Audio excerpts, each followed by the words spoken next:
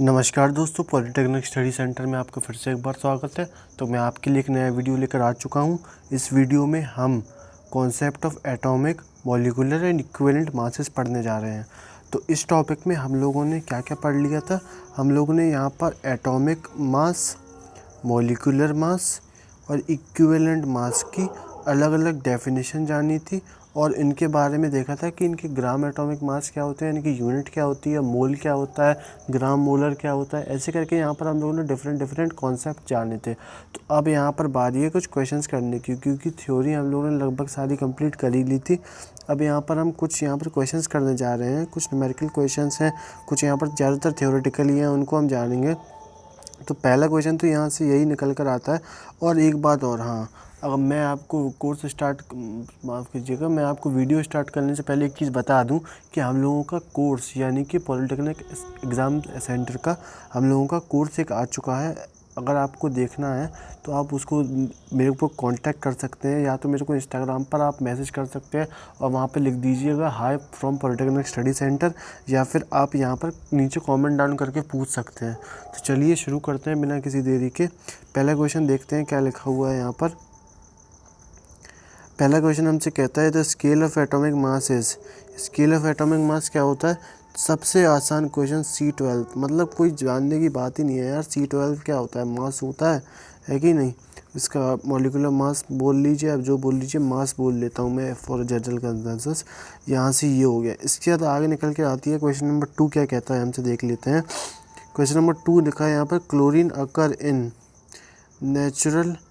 Nature from 2 isotope 35 और 37 in the ratio of 3:1. The atomic mass of the chlorine is atomic mass 35.5 sorry. तो ये भी हमको पता ही है। तो यहाँ पर काफ़ी बेसिक से क्वेश्चन होंगे, आप देख पा रहे होंगे यहाँ पर। तो ऐसे क्वेश्चन ही आते हैं यहाँ पर, तो आपको चिंता करने की कोई ज़रूरत नहीं है कि कैसे होगा क्या होगा। मैं तो हूँ ही आपको बताने के लिए, प्लस आपके लिए यहाँ पर मैं डिफरेंट कोर्सेज़ और यहाँ पर चीज़ें लेकर आता रहूँगा, उससे आपको पता चलता रहेगा क्या है क्या नहीं है। यहाँ पर नेक्स्ट क्वेश्चन है मैक्सिमम नंबर ऑफ एटम्स कितने होते हैं। यहाँ पर बात किसकी हो रही है? Which have the maximum number of atoms. तो यहाँ पर हम देख सकते हैं कि 18 ग्राम सही है, 16 ग्राम ऑफ O2 सही है, 14 gram of O2, 16 gram of CH4 गलत हो जाएगा यहाँ पर। चलिए यहाँ पर बात आगे बढ़ाते हैं। मैक्सिमम एटम्स आगे चलते हैं, क्वेश्चन नंबर 4 पर आ जाते हैं। क्वेश्चन नंबर 4 देखते हैं हमसे क्या कह रहा है। यहाँ पर लिखा है atomic mass of the element is actual mass of the atom of the one. नहीं, इसके निकल कर आता है average mass of the different atom element. ये भी नहीं। और यहाँ पर the always a whole number, ज़रूरत नहीं है। 33.5 आप 35.5 आप ऊपर देख ही सकते हैं। तो हमारा आंसर हो जाएगा C, relative mass of the atom present in the element. तो यहाँ से काफ़ी बेसिक क्वेश्चन पूछ रहा है हमसे। तो आप देख सकते हैं, ये आप अगर कर सकते हैं तो खुद से तो बहुत ही अच्छी बात है, मेरी ज़रूरत नहीं पड़े आपको। तो the statement which is wrong in gram atomic mass के कॉन्सेप्ट में कौन सी स्टेटमेंट यहाँ पर गलत है? और हमारे पास स्टेटमेंट क्या क्या लिखी हुई है। 1 gram of atom of an element contains इतना, गलत। 1 ग्राम की बात ही नहीं हुई थी यहाँ पर। इसके बाद 1 मोल की बात हुई थी जब उसकी बात चल रही थी। तो इसके बाद if it is the atomic mass express in gram, ये भी गलत है। ऑल्सो कॉल्ड ग्राम एटम, ये भी गलत है। आंसर है सी इसका। तो ऐसे करके यहाँ पर काफ़ी बेसिक से क्वेश्चन हमसे पूछ रहा है, तो ये आपको देखना रहेगा कि हमको कैसे इसके तरफ अप्रोच करना है। चलिए यहाँ पर देखते हैं। Number of atom present in the atom is called. Question number 6 में हमसे पूछ रहा है कि number of atom present in the molecule is called atomicity. ये छोटी सी डेफिनेशन है, ये आपको याद होनी चाहिए। इसके बाद नाइट्रोजन एटम के बारे में, मास ऑफ नाइट्रोजन एटम पूछ रहा है यहाँ पर। तो सीधी सी बात है 14/6.0223 इंटू 10⁻23 हो जाएगा, क्योंकि हम उस ग्राम के मास को ऊपर रखते हैं, अपॉन कर देते हैं number of atom in 1 mole of an gas करके। यहाँ पर पूरी एक डेफिनेशन निकल कर आती है एवोगैड्रो नंबर की, उसको हम यहाँ पर लिख देंगे। इसके बाद 1U इक्वल्स टू क्या होता है? यहाँ पर किसके टर्म्स में बात चलती है 1U की? क्वेश्चन नंबर 8 हमसे पूछ रहा है। यहाँ पर 12 ऑफ C12 के जो उसमें बात चलती है यहाँ पर। तो काफ़ी इजी क्वेश्चन हमको पूछ रहा है यहाँ पर। आगे चलते हैं, यहाँ पर क्वेश्चन की तरफ आ जाते हैं। यहाँ पर दिखाया है the mass of a molecule of a water is the mass of the molecule of the water, क्या हो जाएगा यहाँ पर 3 × 10⁻⁻6 kg। अब कैसे होगा वो आप इसको H2 के फॉर्मूले से आप इसको निकाल सकते हैं, आपको इतनी देर बताया जा चुका है, आप आराम से इसको कर सकते हैं। फॉर एग्जांपल मैं आपको बता दूं तो 16 + 2 18 18/6.023 × 10⁻23। आप यहाँ पूरा लिखिए, ऊपर करके सॉल्व करिए, आपका आंसर आएगा। मैंने इतनी ज़्यादा बार आपको करा दी है कि मुझे नहीं लगता आपको दोबारा कराने की ज़रूरत है सारी चीज़ें। चलिए आ जाते हैं अगले क्वेश्चन पर। Work occupied by 4.4 gram of CO2। 4.4 gram of CO2 कितना वॉल्यूम ऑक्यूपाई करेगा यहाँ पर, वो हमसे पूछा गया है क्वेश्चन नंबर 10th में।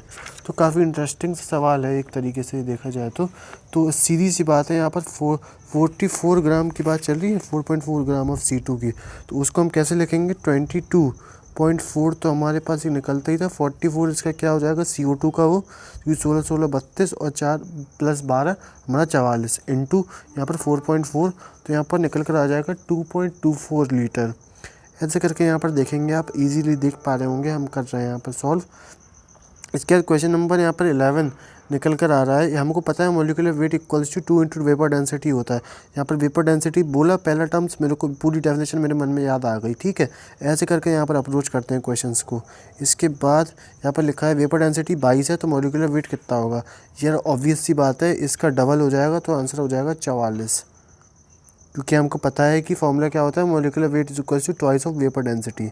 तो ये आप अगर आपको याद होगा तभी आप ये वाला क्वेश्चन आराम से सॉल्व कर पाएंगे, नहीं तो आप भटकते रहेंगे अगर आपने ये वीडियो नहीं देखा होगा, इसके पहले की वीडियो नहीं देखे होंगे तो। चलिए आ जाते हैं अगले क्वेश्चन पर। How many moles electron ways in 1 kilogram. 1 kilogram में कितने मोल्स होते हैं। तो इसको निकालने का सिंपल सा तरीका यही है कि 1 मोल ऑफ इलेक्ट्रॉन्स में एक mass of 1 mole of electron कितना हो जाएगा हमारे पास, 9.1 × 10⁻31 इंटू 6.023 × 10⁻23। जब आप सॉल्व करेंगे तो आपके पास क्या निकल कर आएगा कि 1 मोल ऑफ इलेक्ट्रॉन का मास कितना होता है। अब 1 kg में हमको बताने हैं, तो इसको 10⁸ से मल्टीप्लाई कर देंगे यहाँ पर, तो हमारा पूरा यहाँ पर इसको सॉल्व कर देंगे तो निकल कर आ जाएगा। तो उसको हम पूरा सॉल्व नहीं करते हैं, हमारा आंसर यहीं से हमें को पता चल जाएगा। क्वेश्चन नंबर 12 में क्या है, इसका आंसर हो जाएगा 10⁸ × 6.023 × 10⁻23। चलिए यहाँ आगे बढ़ते हैं। Number of electron present in 10 gram of H2O। 10 gram of H2O में कितने नंबर ऑफ एटम्स प्रेजेंट होंगे। H2 यानी कि पानी, उसका कितना हो जाएगा 18। अब 18 हो जाएगा, तो यहाँ पर आगे हमको कैसे करेंगे आप देख सकते हैं यहाँ पर कैसे हम लोगों ने किया इसको। यहाँ पर हमने देखा 10 gram of water will contain 10 into यहाँ पर 10 उसका और 6.023 × 10⁻23 एवोगाड्रो नंबर का, और इसके बाद यहाँ पर हम लोगों ने इसका EMU लिख दिया।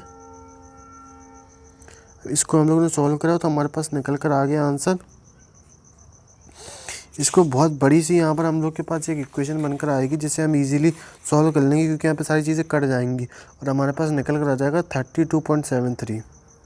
अब यहाँ पे क्वेश्चन नंबर 16 पर आ जाएंगे, माफ़ कीजिएगा आप, क्वेश्चन नंबर 16 पर आ जाएंगे। क्वेश्चन नंबर 16 में हमसे क्या कह रहा है उसको देखेंगे। यहाँ पर approximate atomic mass approximate weight of the metal is 26.89 if its equivalent weight is इतना, then the atomic weight will B.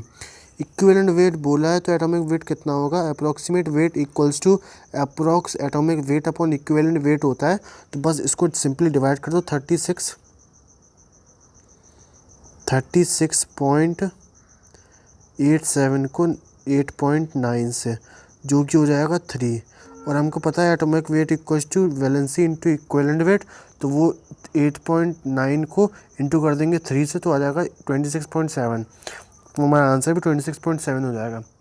तो ऐसे ही हमारे सिंपल क्वेश्चन है जिनको हम इजीली सॉल्व करते हैं। कोई ज़्यादा इसमें हार्ड एंड फास्ट हम थ्योरी नहीं लगाते हैं, ना कुछ ज़्यादा चीज़ें करते हैं। तो आप देख ही सकते हैं हम लोगों ने कैसे इजीली सॉल्व कर दिया इसे। आपको भी ऐसे ही करना है।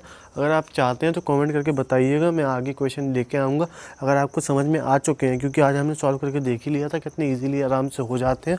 तो मैं अगर आपको चाहेंगे तो मैं आगे बढ़ा दूँगा, नहीं आगे पढ़ा दूँगा, नहीं तो मैं इसी को लेकर आता रहूँगा आपके लिए अलग अलग अलग अलग क्वेश्चन इसके, और उसके बाद मैं अगले टॉपिक पर करूँगा आगे मार्च।